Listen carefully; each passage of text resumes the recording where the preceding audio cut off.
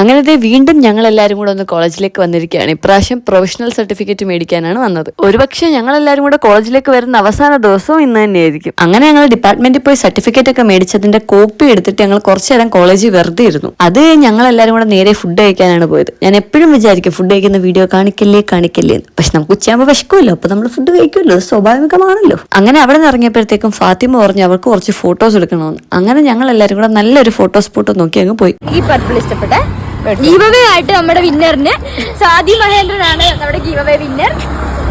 ഒരു hot വീൽസിന്റെ 2 car. എന്റെ മനസ്സാണത്.